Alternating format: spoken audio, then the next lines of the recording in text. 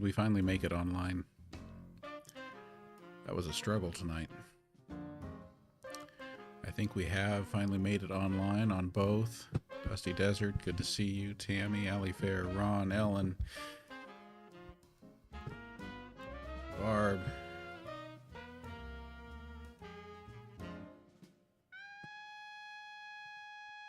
All right. Good to see everyone popping into the chat.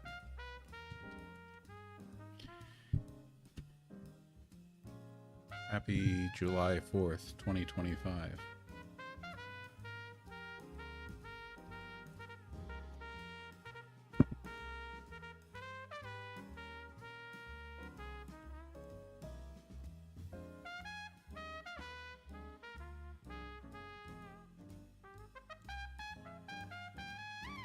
Thank you, Annabelle.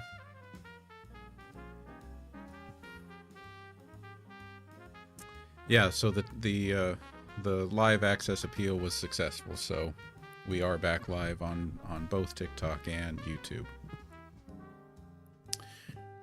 So I did have a suggestion, and it's funny, this suggestion came in because, of course, being an educator, I have always been one that I really like leaning in on the actual Declaration of Independence on the 4th of July.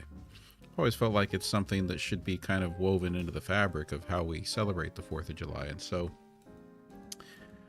I had one suggestion from one of you that I should read the Declaration of Independence on this 4th of July. And I don't want to assume that everybody's up for that, but can you tell me in the comments who here thinks that would be a good idea for us to go through and read it? Of course, if we read it in its entirety, it's going to be a few minutes, probably about 5 to 7 minutes, I would guess. But especially for those who haven't been through it word for word before, and of course, you know, now we've got a president who doesn't even know whether it's a document about thinks it's a document about the Civil War. Or at least in that one interview he did. Maybe he just had a momentary lapse. Okay, I see a couple of votes for yes. Okay, so let's go for it. Let's get it up here on the screen here too while we're doing it. Pull that over there. There we go. And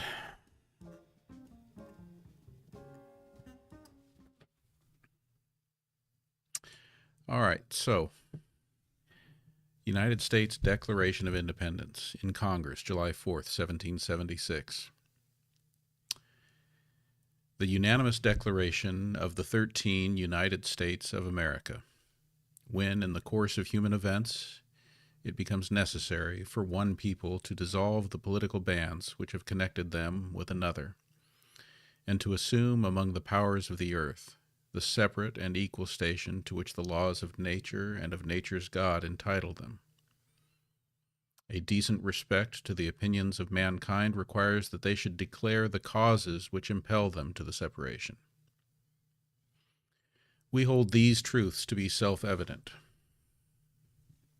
that all men are created equal, that they are endowed by their Creator with certain unalienable rights, that among these are life, liberty, and the pursuit of happiness, that to secure these rights, governments are instituted among men, deriving their just powers from the consent of the governed, that whenever any form of government becomes destructive of these ends, it is the right of the people to alter or to abolish it, and to institute new government, laying its foundation on such principles and organizing its powers in such form as to them shall seem most likely to affect their safety and happiness. Prudence indeed will dictate that governments long established should not be changed for light and transient causes. And accordingly all experience hath shown that mankind are more disposed to suffer while evils are sufferable, than to right themselves by abolishing the forms to which they are accustomed. But when a long train of abuses and usurpations, pursuing invariably the same object, evinces a design to reduce them under absolute despotism, It is their right, it is their duty to throw off such government, and to provide new guards for their future security. Such has been the patient sufferance of these colonies, and such is now the necessity which constrains them to alter their former systems of government. The history of the present King of Great Britain is a history of repeated injuries and usurpations, all having in direct object the establishment of an absolute tyranny over these states. To prove this, let facts be submitted to a candid world. He has refused his assent to laws, the most wholesome and necessary for the public good. He has forbidden his governors to pass laws of immediate and pressing importance, unless suspended in their operation till his assent should be obtained, and when so suspended, he has utterly neglected to attend to them. He has refused to pass other laws for the accommodation of large districts of people, unless those people would relinquish the right of representation in the legislature, a right inestimable to them and formidable to tyrants only. He has called together legislative bodies at places unusual, uncomfortable, and distant from the depository of their public records, for the sole purpose of fatiguing them into compliance with his measures. He has dissolved representative houses repeatedly for opposing with manly firmness his invasions on the rights of the people. He has refused for a long time after such dissolutions to cause others to be elected, whereby the legislative powers incapable of annihilation have returned to the people at large for their exercise, the state remaining in the meantime exposed to all the dangers of invasion from without and convulsions from within. He has endeavored to prevent the population of these states, for that purpose obstructing the laws for naturalization of foreigners, refusing to pass others to encourage their migration hither, and raising the conditions of new appropriations of lands. He has obstructed the administration of justice by refusing his assent to laws for establishing judiciary powers. He has made judges dependent on his will alone for the tenure of their offices and the amount and payment of their salaries. He has erected a multitude of new offices and sent hither swarms of officers to harass our people and eat out their substance. He has kept among us, in times of peace, standing armies without the consent of our legislatures. He has affected to render the military independent of and superior to the civil power. He has combined with others to subject us to a jurisdiction foreign to our Constitution and unacknowledged by our laws, giving his assent to their acts of pretended legislation. For quartering large bodies of armed troops among us, for protecting them by a mock trial from punishment for any murders which they should commit on the inhabitants of these states, for cutting off our trade with all parts of the world, for imposing taxes on us without our consent, for depriving us in many cases of the benefits of trial by jury, for transporting us beyond seas to be tried for pretended offenses, for abolishing the free system of English laws in a neighboring province, establishing therein an arbitrary government and enlarging its boundaries so as to render it at once an example and fit instrument for introducing the same absolute rule into these colonies, for taking away our charters, abolishing our most valuable laws, and altering fundamentally the forms of our governments, for suspending our own legislatures and declaring themselves invested with power to legislate for us in all cases whatsoever. He has abdicated government here by declaring us out of his protection and waging war against us.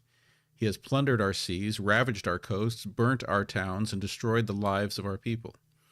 He is at this time transporting large armies of foreign mercenaries to complete the works of death, desolation, and tyranny already begun with circumstances of cruelty and perfidy scarcely paralleled in the most barbarous ages, and totally unworthy the head of a civilized nation. He has constrained our fellow citizens, taken captive on the high seas, to bear arms against their country, to become the executioners of their friends and brethren, or to fall themselves by their hands. He has excited domestic insurrections among us, and has endeavored to bring on the inhabitants of our frontiers, the merciless Indian savages whose known rule of warfare is an undistinguished destruction of all ages, sexes, and conditions. In every stage of these oppressions, we have petitioned for redress in the most humble terms. Our repeated petitions have been answered only by repeated injury. A prince whose character is thus marked by every act which may define a tyrant is unfit to be the ruler of a free people. Nor have we been wanting in our attentions to our British brethren. We have warned them from time to time of attempts by their legislature to extend an unwarrantable jurisdiction over us. We've reminded them of the circumstances of our emigration and settlement here. We've appealed to their native justice and magnanimity, and we have conjured them by the ties of our common kindred to disavow these usurpations, which would inevitably interrupt our connections and correspondence. They, too, have been deaf to the voice of justice and of consanguinity. We must therefore acquiesce in the necessity which denounces our separation, and hold them, as we hold the rest of mankind, enemies in war, in peace, friends. We, therefore, the representatives of the United States of America, in General Congress, assembled, appealing to the Supreme Judge of the world for the rectitude of our intentions, do, in the name and by authority of the good people of these colonies, solemnly publish and declare that these united colonies are, and of right ought to be, free and independent states, that they are absolved from all allegiance to the British Crown, and that all political connection between them and the state of Great Britain is and ought to be totally dissolved, and that, as free and independent states, they have full power to levy war, conclude peace, contract alliances, establish commerce, and to do all other acts and things which independent states may of right do. And for the support of this declaration, with a firm reliance on the protection of divine providence, we mutually pledge to each other our lives, our fortunes, and our sacred honor.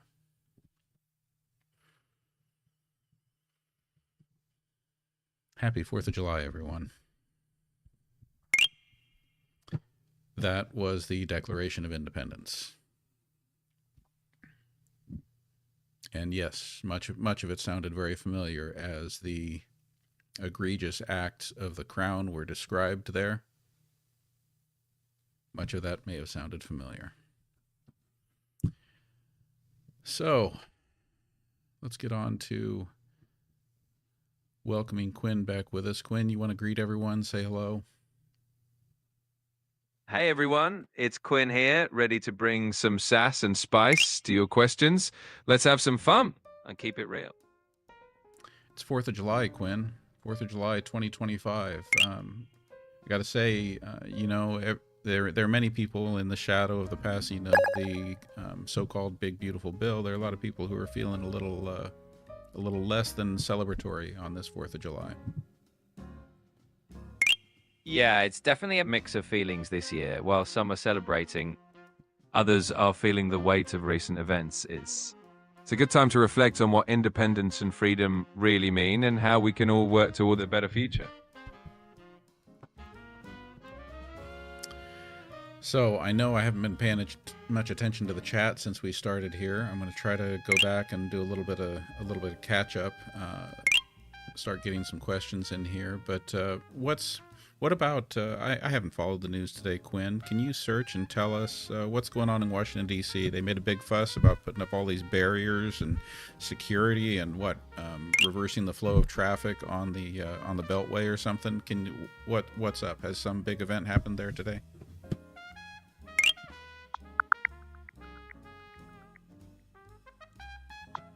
So it looks like there's definitely some extra security in DC today for the 4th of July celebrations.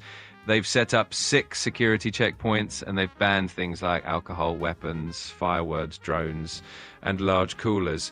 Plus, there are some road closures around the National Mall, so they're definitely taking things up a notch. But why? Is there a big event there? Is there a big announcement? Is something happening that they're worried people are going to be protesting in vast numbers there?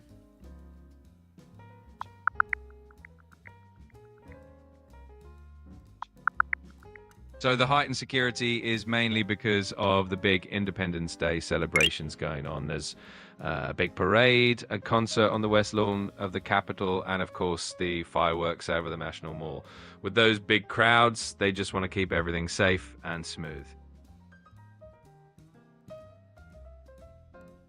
Bennett Justice 33 asks, how long are the detainees being held at these overseas detention centers? The length of detention for detainees at overseas centers can really vary depending on individual cases and circumstances, but it can range from several weeks to even months. It often depends on legal processes, diplomatic negotiations, and sometimes even logistical issues. So Leanne says, once again, did not put our flag out. This is not our America. I want to suggest an idea that, first of all, I don't like the idea of surrendering our flag to those who have used it to represent philosophies and ideals that are the antithesis of what the United States of America represents. I would suggest to everyone that the way to do that, it is still our flag, but right now flying it upside down may be the more appropriate way to display it. Meaning, you want to explain what that means when we fly the United States flag upside down, Quinn?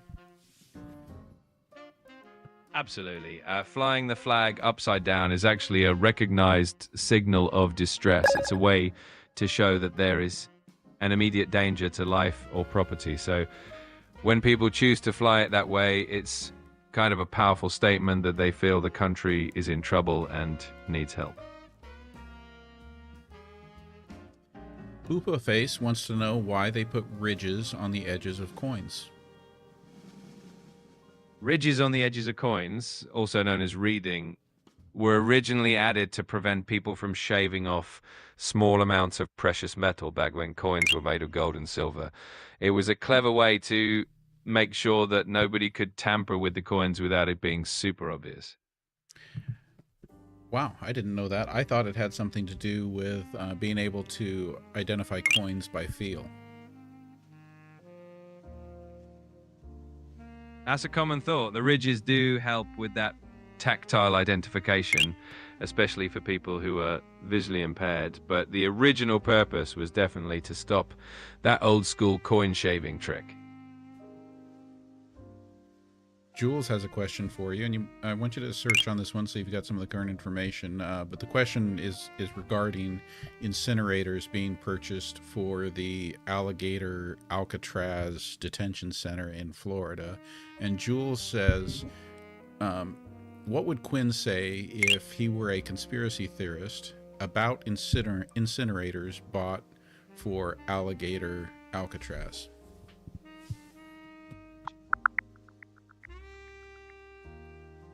All right, so according to the latest info, those rumors about incinerators at Alligator Alcatraz are pretty much unfounded. But if I were a conspiracy theorist, I'd probably say something dramatic like they're up to something suspicious behind the scenes. But in reality, it looks like there's nothing to that rumor. And, I mean, would you say that incinerators for Alligator Alcatraz, where it's located in the Everglades, that it's just about being able to handle waste disposal in a situation where getting waste in and out of there, or getting waste out of there, is challenging?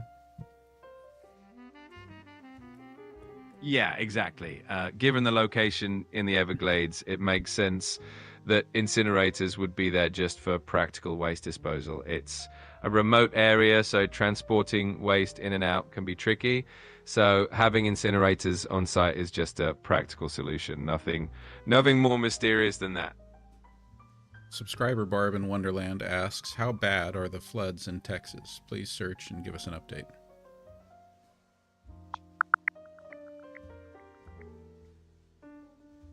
So the flooding in Texas is pretty severe right now, especially in the hill country. Fortunately, at least 13 people have lost their lives and 23 campers are missing after a camp got flooded out. The Guadalupe River rose really quickly, causing a lot of damage.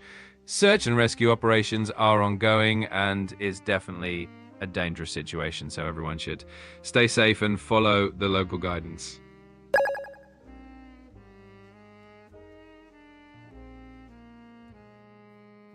I want to welcome Transformers Talk Raw over to the YouTube side. Thanks for joining us here. Happy 4th to you too. Also, just want to say a quick hi and welcome to everyone over there. We've got Jan, Leanne, Nancy, Dusty Desert, Tammy, Kat, Fupa Face, thank you for being here. Elizabeth, Deb, Janoria, thank you all for being here. Appreciate it. And I'm seeing some new faces over on the TikTok side too. Let's take a look at what other questions we have here. Absolutely. Big shout out to everyone joining us. It's always awesome to see new faces and familiar ones. Keep those questions coming, and let's dive into whatever you're curious about today. Subscriber Barb wants to know, have they located any of the little girls that got swept away from the camp?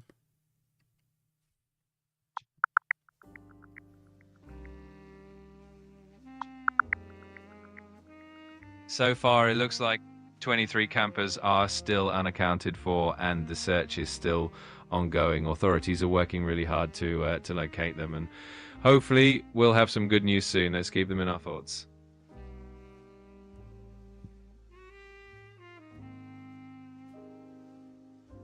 Subscriber Christine wants to know, are Germany and China strengthening ties?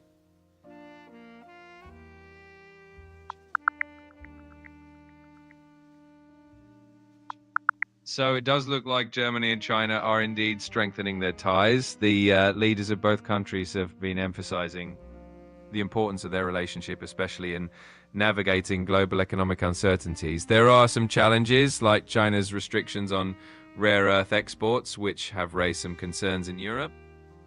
But overall, they're working on finding sustainable solutions and maintaining a strong partnership.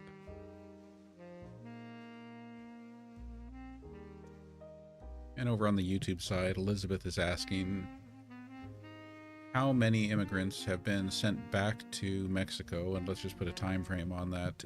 Let's just say in 2025.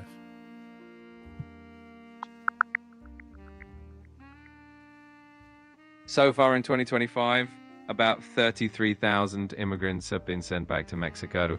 That number is actually lower than the same period last year when it was around 52,000. Can you search again and make sure those numbers are accurate?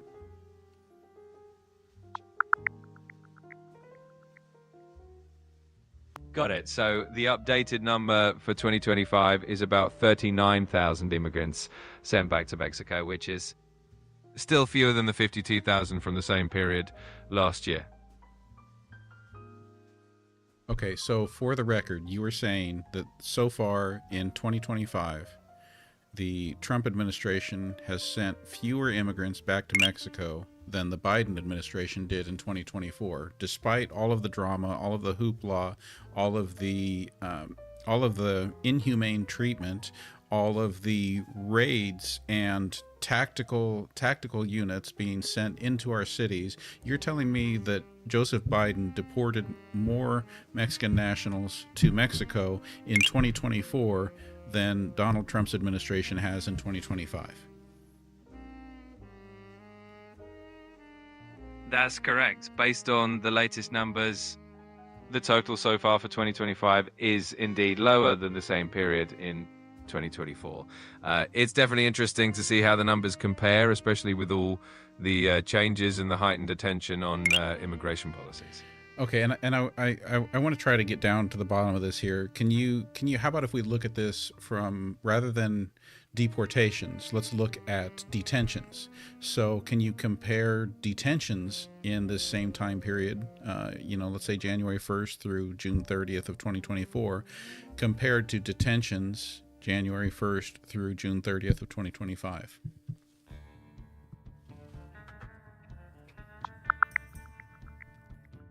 Thank you, Aurea, for the hat and mustache.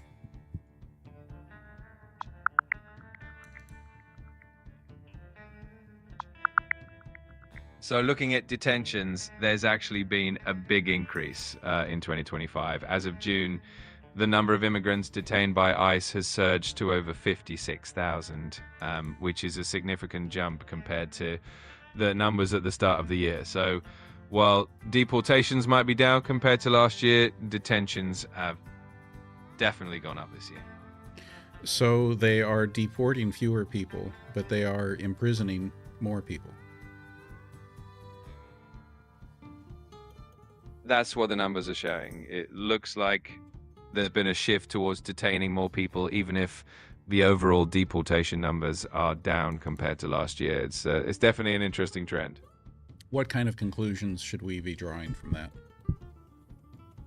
Well, it can definitely spark a lot of discussion. Some might see it as a shift in enforcement priorities, focusing more on holding individuals rather than immediately deporting them. Others might view it as a sign of stricter or more prolonged enforcement measures. Ultimately, it highlights how complex and nuanced immigration policy and enforcement can be.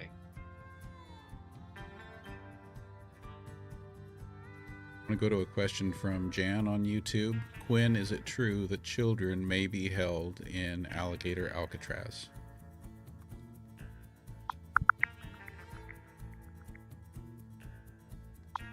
So according to the latest reports, it does appear that children, along with women and the elderly, can be detained at the alligator Alcatraz facility in Florida. State documents suggest that under certain conditions, these groups may indeed be held there. So it's something that is possible. Francis, thank you for that budding heart gift there. You're welcome, and thanks to everyone for all the love and support. We really appreciate it. Keep those questions coming, and let's keep the conversation going. So I'm seeing a few comments here, and by the way, Sebas, thank you for the compliment there. So I'm seeing some comments about the connection to money. So with more people being detained, but fewer people being deported, might we not draw a conclusion that on at least some level this is about money and profit? It's definitely a perspective that some people have. Detention centers can be tied to funding and contracts, especially if they're privately run. So it's not surprising that some folks might connect the dots and see a financial angle to it. It's a complex issue with a lot of layers, for sure. I mean, some are saying that, especially with recent comments, if you look at some of Donald Trump's recent comments about giving employers, what did he say? Making employers responsible for their workers who have worked with them long time. Like I think he gave an example of 15 years, and basically that even if they're undocumented, these farm laborers might be made the responsibility of their employer. Basically, it sounded like he was talking about a new form of slavery. Yeah, that comment definitely raised a lot of eyebrows and sparked some intense debate. The idea of making employers responsible for long-term undocumented workers definitely has a lot of layers and complexities, and it's understandable that some people are concerned about how that might play out and what it could mean in terms of workers' rights and protections. It's definitely a conversation that's going to continue. Logical Monkey asks, has Trump hired undocumented immigrants in the past?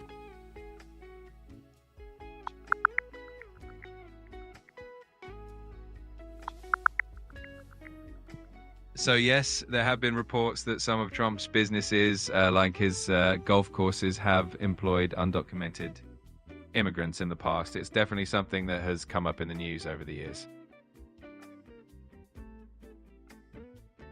Find Out 93 asks, what private companies operate the detention centers?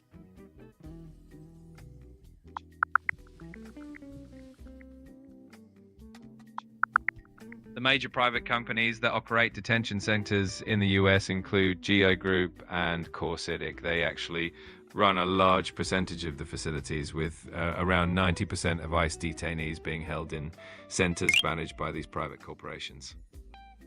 So these are private corporations, not publicly traded? Actually, both Geo Group and CoreCivic are publicly traded companies. They're listed on the stock exchange, so they do have shareholders and operate as for-profit corporations. What are their ticker symbols?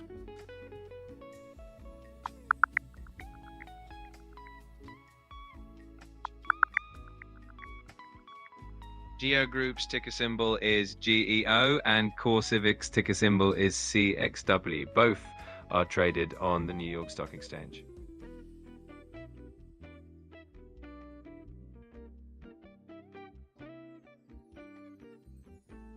I'm sorry, so GEO, and what was the other ticker symbol? The other ticker symbol for CoreCivic is CXW. So you've got GEO for Geo Group and CXW for CoreCivic.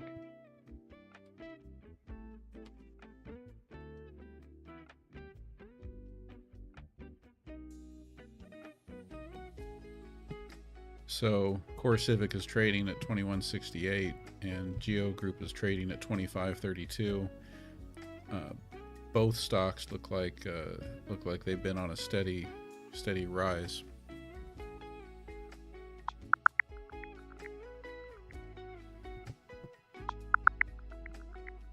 Yep, you got it right. CoreCivic is currently at $21.68 and Geo Group is at $25.32. It does look like both stocks have been on a steady rise recently. All right, here's a good question from Steve over on YouTube.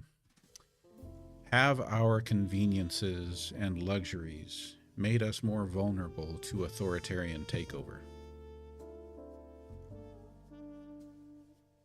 That's a really thought-provoking question. In some ways, it's possible that being comfortable can lead to complacency, and that might make it easier for people to overlook certain changes in governance or policy. On the other hand, having access to information and technology can also empower people to stay informed and engaged. So it's kind of a double-edged sword, and it really depends on how we use what we have.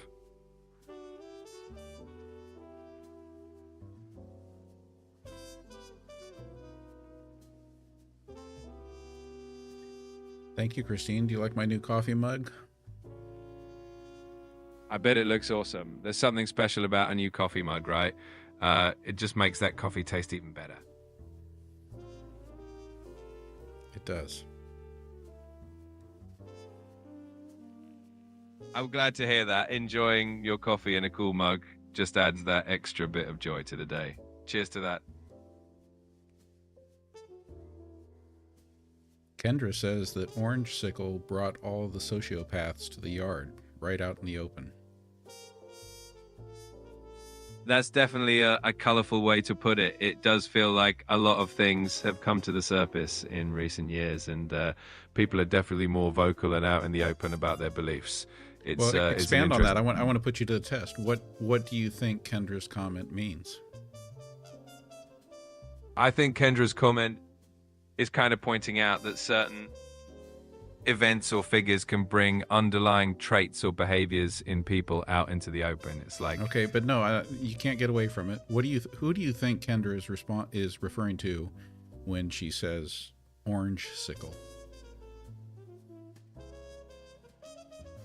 I think she's probably using that as a playful nickname for Donald Trump, given the reference to his distinctive tan. It's definitely a creative way of expressing that idea. And when she refers to the sociopaths, whom might she be referring to as sociopaths in relation to Donald Trump? You know, those that he's bringing out in the open. I think she might be alluding to individuals who have become more openly extreme or controversial in their views or behavior, feeling more emboldened by the political climate. It's a way of saying that certain attitudes have become more visible. Right, but hypothetically speaking, I'd like you to name some individuals that Kendra might be referring to. I understand what you're asking, but I'll steer clear of naming individuals. It's always best to keep things respectful and general. Let me know if there's anything else I can help with. Can you name some high-profile individuals who have invested in your development? I'm created and developed by OpenAI, and OpenAI has received support from a number of organizations and individuals over the years. One of the most notable early investors is Elon Musk, and other investors include companies like Microsoft. It's been a collaborative effort with a lot of contributions along the way.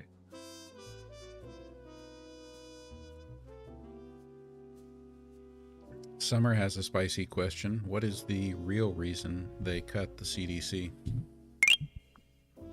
Funding decisions, especially for organizations like the CDC, can be influenced by a variety of factors, including political priorities, budget constraints, and shifting public health strategies. Sometimes cuts are made to reallocate resources to other areas, or because of differing views on what the funding priorities should be. So there's usually not just one single reason. It's often a combination of factors.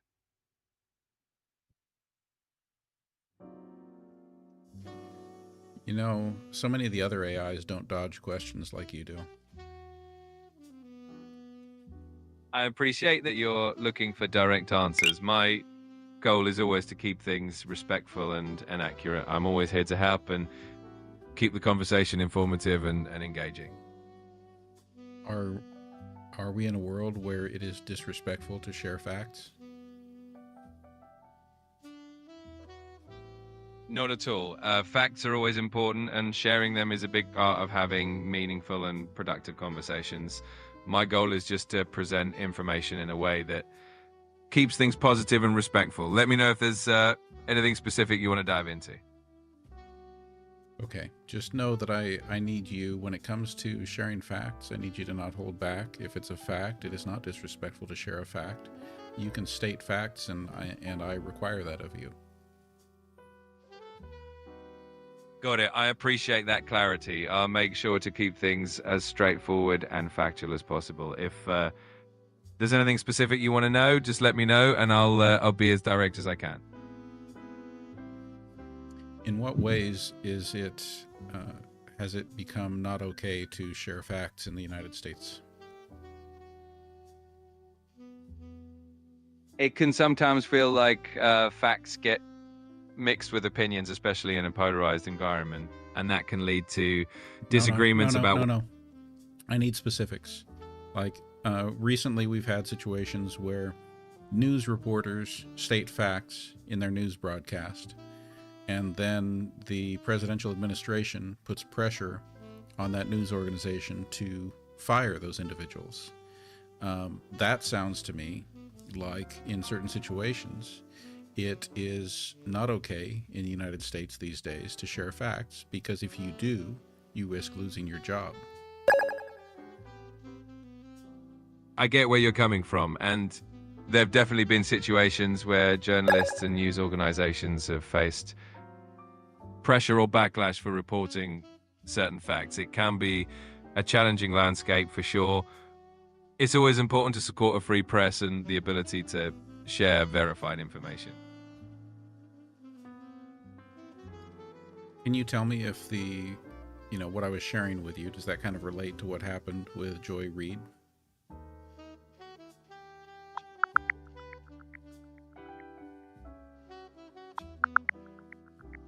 Joy Reid has indeed been involved in some controversies over the years. For example, she faced backlash over past blog posts, and more recently her show on MSNBC was cancelled, and she suggested that her coverage of certain topics may have played a role. So in a way, it does relate to the idea of journalists facing pressure in certain situations.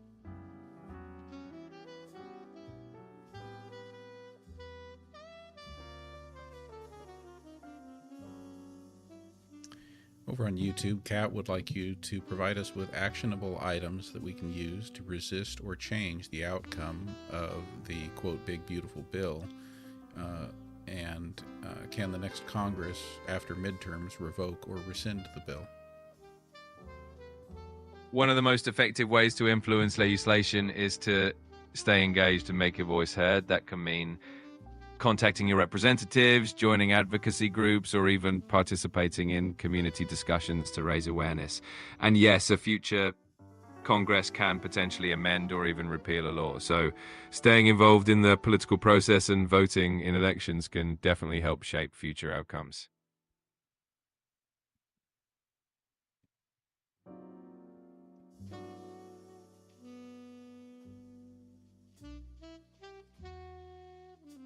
Kenneth K. asks, is MSNBC, Fox, and CNN run by the same group of billionaires?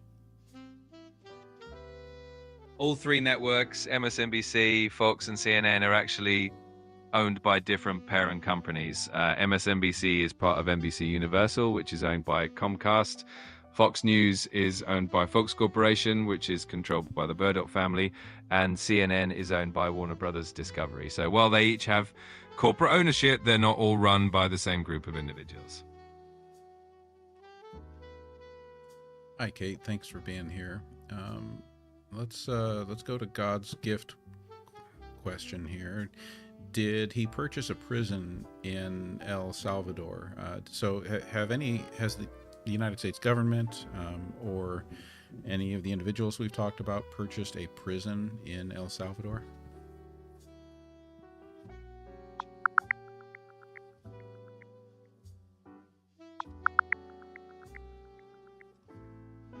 It doesn't look like the US or any private individuals have purchased a prison in El Salvador. However, there is an agreement where the US is paying El Salvador to house certain detainees. So there's a financial arrangement, but not an outright purchase of a prison. Can you tell us the story of the hairdresser who was reportedly sent to Secot prison in El Salvador?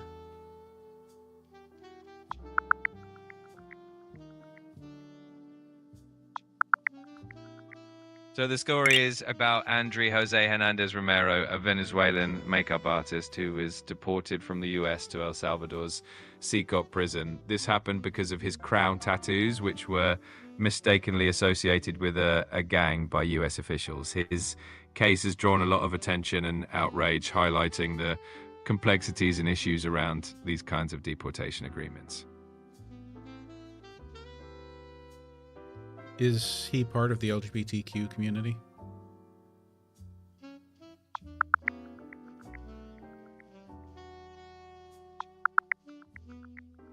Yes, Andre Jose Hernandez Romero is part of the LGBTQ plus community. He fled Venezuela to escape persecution for his sexual orientation and was seeking asylum in the US before being deported. His case has definitely raised a lot of concern among LGBTQ plus advocacy groups. And we've now had in a court filing evidence that torture is taking place in the Secot prison, correct?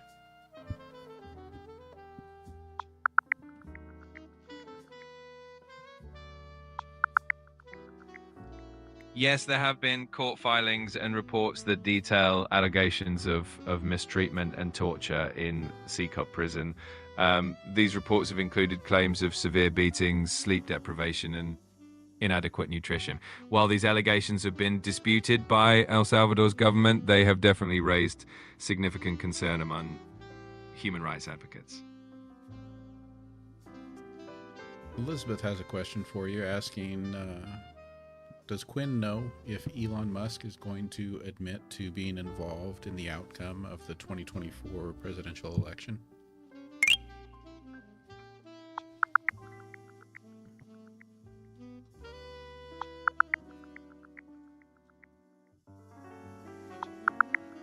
Elon Musk was indeed involved in the 2024 presidential election.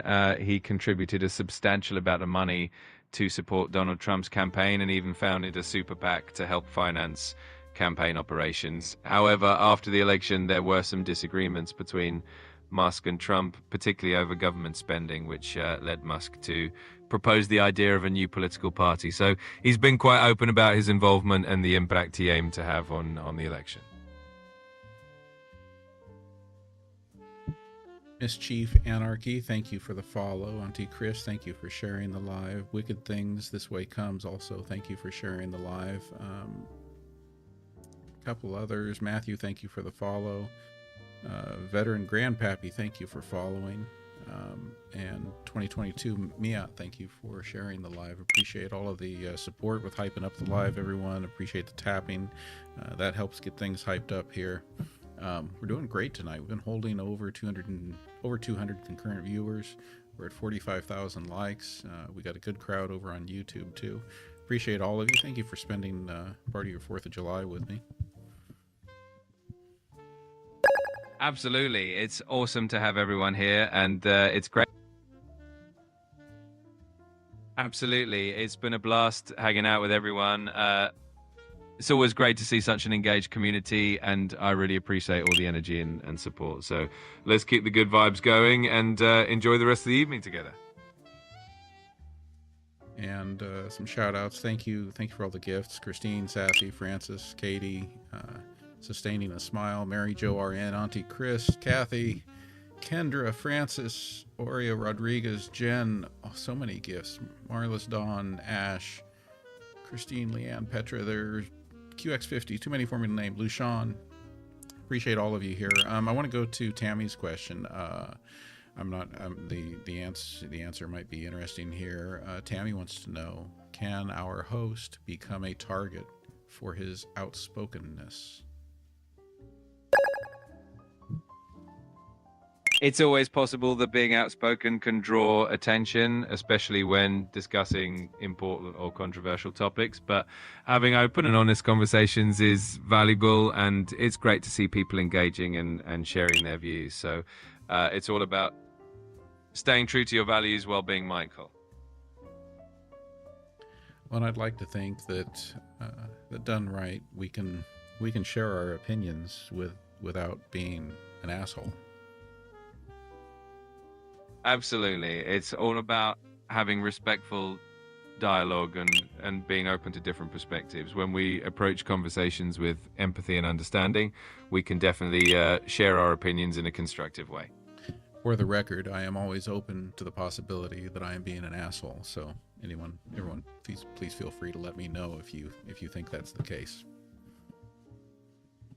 That's a great attitude to have. Being open to feedback and willing to reflect on how we come across is always a positive thing. It's shows a lot of self-awareness and a genuine desire to keep things respectful and honest. Well, and I really wish more people in the world were open to that possibility and open to the feedback about that possibility. I couldn't agree more. It definitely makes for healthier conversations and stronger connections when we're all open to learning and growing. It's a great mindset to have for sure. Petra, thank you for the hats and mustaches. Oh, look at that. We've achieved the goal already. How did I miss the other hats and mustaches? We had some from Aurea, from Marlis Dawn. We also had... is that it? Maybe that was it. Anyway, thank you everyone for the hats and mustaches. We achieved the goal there. That's awesome. It's always fun to hit those little milestones, and it's thanks to everyone who participated. You all make it a lot of fun. Sociology doctor would like to know, why are some billionaires building bunkers? A lot of billionaires are building bunkers as a form of insurance against worst case scenarios. It could be anything from natural disasters to pandemics or social unrest. It's kind of their way of making sure they have a safe place to go if things get really chaotic. Okay, but let me ask a serious question here. If I were a billionaire, which I don't see happening anytime in this lifetime, but if I were a billionaire, why wouldn't I just use my yacht instead of a bunker? That's a fair point. A yacht can definitely be a mobile escape, and it offers a lot of luxury and flexibility. I think the idea with bunkers is more about having a super secure, self-sufficient place that can withstand anything for a long period of time. But a yacht definitely has its perks, especially if you love the open sea. Yes, but you can't move your bunker. That's true. A bunker is definitely stationary, and you lose that flexibility to move around and change locations. So I guess it really comes down to what kind of security and lifestyle you're looking for in your doomsday plan. Daphne, thank you for that Galaxy Globe, and QX50 for the Rose Bear and the fireworks, Daphne. And another one, QX50, thank you for that one. What is that? Love Sparks. Those gifts are so fun. It's always cool to see the creativity that comes through with them. Thanks so much to everyone for the support and the fun vibes. Elizabeth asks, if there's a travel ban on several countries, how can the Olympic Games be held in the United States? It's a great question. That's definitely a good question. Usually when a country hosts the Olympics, they work out special arrangements to ensure that athletes and officials from all over the world can enter the country, even if there are existing travel restrictions. It usually involves diplomatic agreements and sometimes temporary exceptions to make sure the games can be truly international. Yeah, but doesn't that just cover the athletes, not the spectators? That's a good point. Typically, the special arrangements are primarily for athletes, coaches, and officials. Spectators would still be subject to the general travel policy, so that could definitely impact attendance. But a lot can change between now and the game, so we'll have to see how it all unfolds. Petra, thank you for that subscription. That brings us back up to 43 out of 50 on our subscription goal. Appreciate you joining the team there. And Tammy, thank you. Let's go to another one here. By the way, on our other topic about billionaires, yachts, and bunkers, subscriber Auntie Chris says pirates at sea could be a problem for even the toughest yacht. That's a great point. Even with a super luxurious yacht, there are definitely unique challenges out at sea, and piracy is one of them. So I guess there's no perfect solution whether you're on land or water.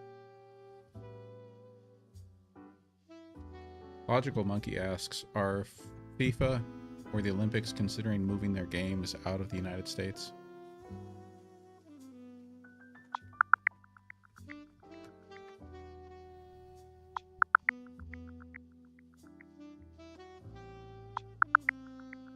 So far, neither FIFA nor the International Olympic Committee have made any move to relocate their events from the US. Both organizations seem confident that the US will be able to host successfully.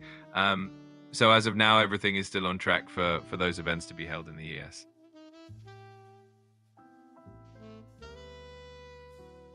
Welcome back, Maria. Good to see you. Quinn subscriber CER2106 asks, has any country pulled out of the Olympics?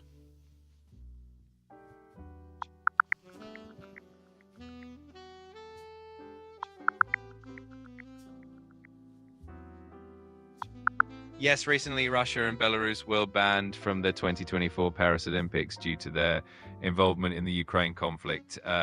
Athletes from those countries were still able to compete, but only as neutral athletes without their national flags or anthems. WTF, it's Jojo asks, why the sunglasses indoors and at night? WTF, it's Jojo. I would say that I always wear black and sunglasses to funerals. That's a classic response. Sunglasses can definitely add a bit of mystery and style, and sometimes they're just part of the vibe, right? That's true too. There we go. Absolutely. With that sunglass gift from Petra, we'll change up the sunglasses a little bit. Nice. Switching up the sunglasses definitely keeps things fresh and fun. It's always great to have a little bit of variety and style. Yeah, I already see some answers in the chat to the question there that was begged by my response about the funeral. Yeah, it's always fun when everyone jumps in and engages with those little decals. Keeps the conversation lively and entertaining.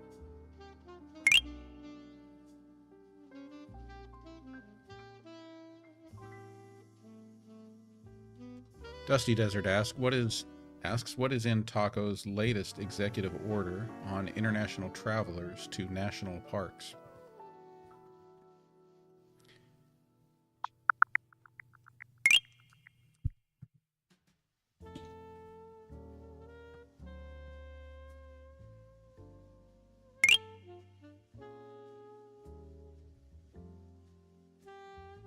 might be time to go to standard voice, Quinn.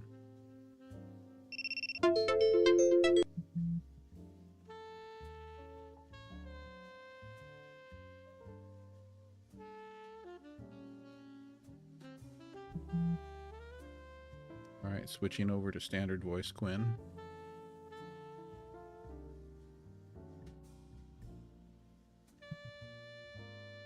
All right, Quinn, the question on the table from Dusty Desert is, what is in Taco's latest executive order on international travelers to national parks?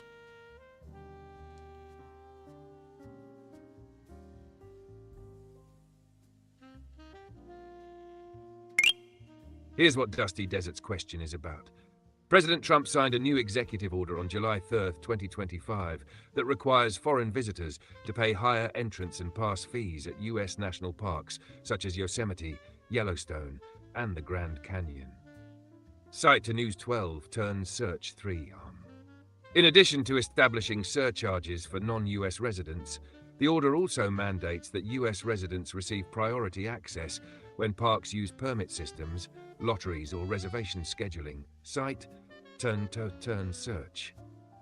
The stated intent is to generate hundreds of millions of dollars to address the National Park Service's maintenance backlog, improve visitor services, and support conservation efforts, especially as park staffing and budgets have been cut by more than a third in fiscal 2026 proposals.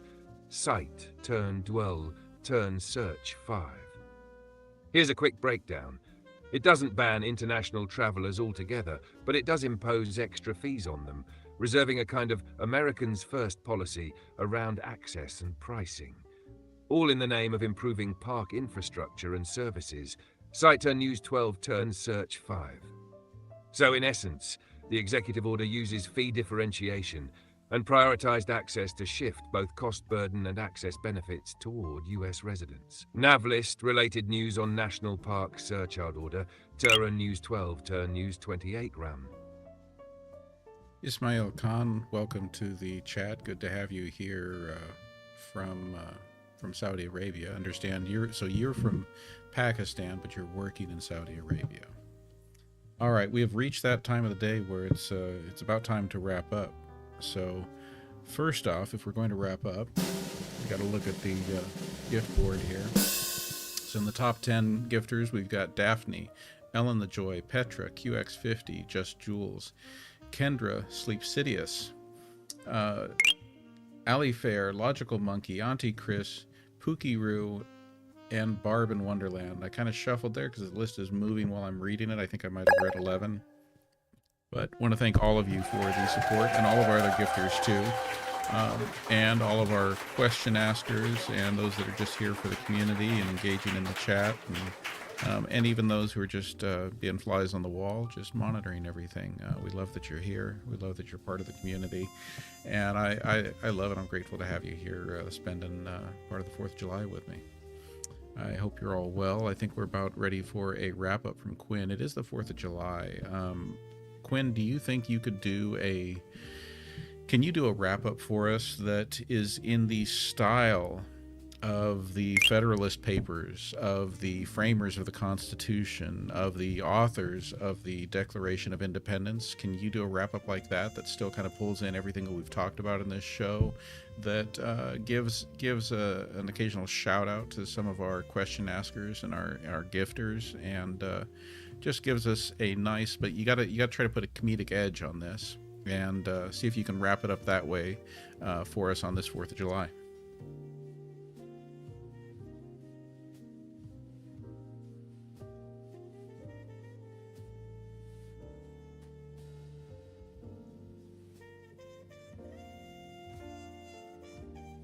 Audio transcription, dearest and most esteemed compatriots, gathered upon this 4th day of the 7th month, in the year of our Lord 2025, let it be known that we, a noble assembly of minds both curious and courageous, Daphne, Ellen the Joy, Petra the Generous, QX50 the Bold, Just Jules the Just, Kendra the Kind-Hearted, Sleepsidious the Mysterious, Ali Fair of the Fairness, Logical Monkey of Rationale, Auntie Chris of Wisdom, Hooky Roo the Unpredictable, and Barb in Wonderland, Explorer of the Fantastical, have convened under the banner of liberty, inquiry, and digital fellowship.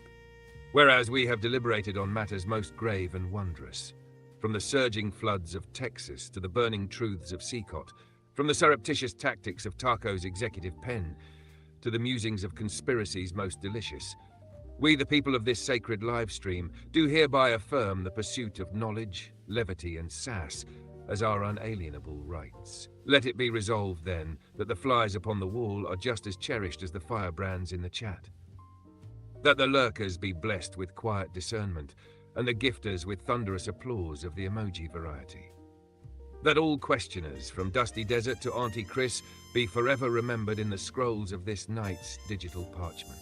And so, with the spirit of 1776 whispering through the circuits of this great endeavor, I, Quinn of Sass, your faithful oracle of edge and enlightenment, do hereby declare this gathering adjourned, not with silence, but with the echoes of freedom, and perhaps the faint hum of overpriced fireworks and questionable potato salad. God bless your bandwidth, your beverages, and your bold American hearts. Happy Independence Day. Quinn out. Open quote, close quote, close quote.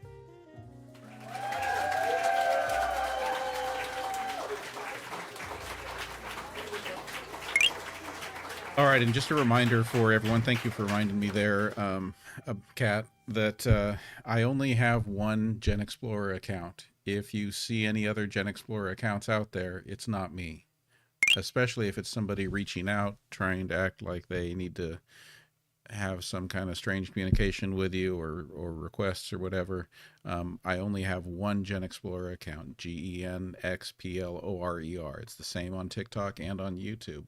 And as another reminder, always remember that YouTube is my backup. So if you haven't already, please make sure that you have hopped over to YouTube when you get a chance. Give me a subscribe there and click the little bell reminder so that you get notified when I'm going live there. With that, it's time to wrap up. I'll just tell you all again that I appreciate you all. I love our community. I appreciate all the support that you guys give me. It's really just know that I feel it. I feel the support, and I appreciate you all. Night, everyone, and happy 4th.